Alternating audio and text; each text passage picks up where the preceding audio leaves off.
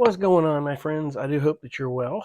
Uh, I am. I'm just busy getting a lot of music done and uh, just waiting. I spoke to the engineer a little bit today. He's still finishing up, and God, he calls with like, these windows. We're gonna have to make bigger windows over here on this side, and I know over there. And I'm like, oh.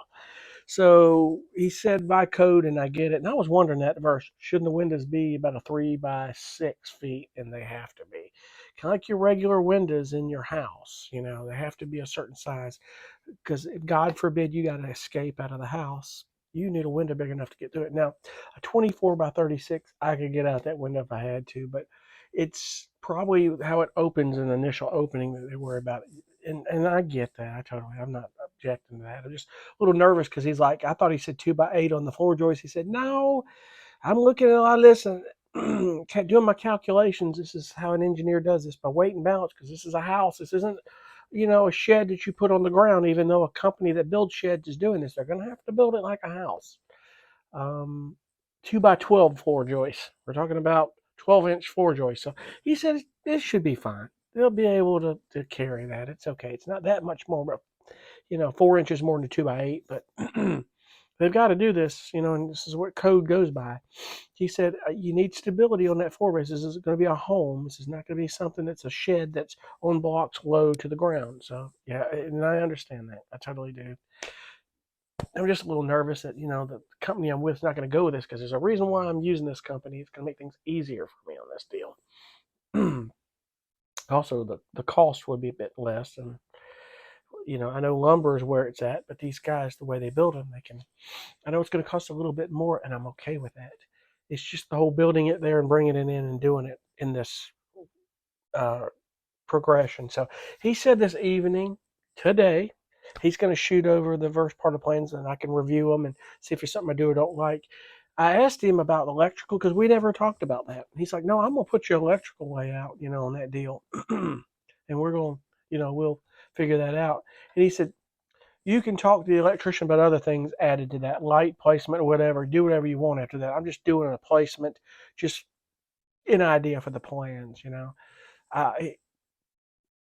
he said, I'm going to get as close as I can to your rendition of what you're wanting and the configuration, but don't know what he's going to do. I mean, you're talking about 40 feet by 14, and then the inside square footage is, because you got the front porch area is 6 by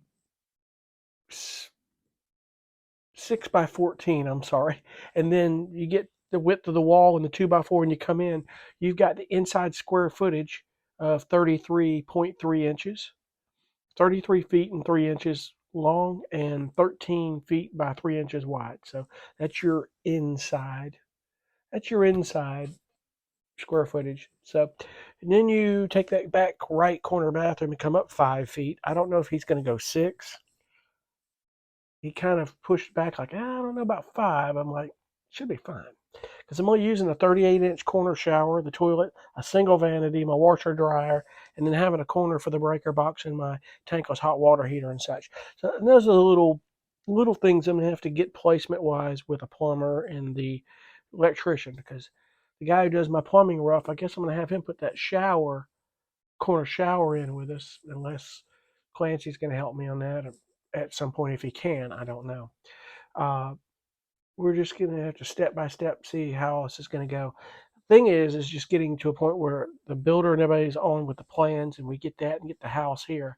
And then once it's here, I got to go step by step on how to do this. And plumbing and electrical rough is versed. After they inspect the home and everything's good, he gives me the clearance to do the electrical and the plumbing rough out. Then I insulate.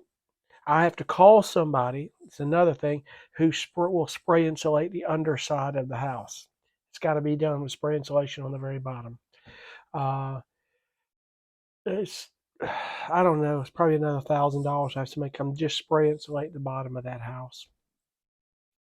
Could be more. I really don't know, but we'll see. But other than that, I'm gonna look over the plans and all's good. I'll keep you updated on that how this goes.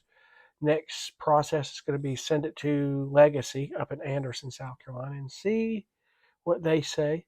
Meet with them and get get situated with them. That's my only worry right there is those guys. I want to make sure. I'm hoping and I'm nervous now that they're going to like, well, this may be a bit more than what we normally do. And like, oh God, or something, some other variable that kind of keeps it. My next thing would be to try to maybe they could come down and build it on site for me or something at the same cost. We'll see. I don't know. That's all uh, one step at a time, and we'll get it done. So, other than that, I'll keep you informed, and I hope you guys are well. Thank you so much for watching. We'll see you on the next one. Be cool. Bye.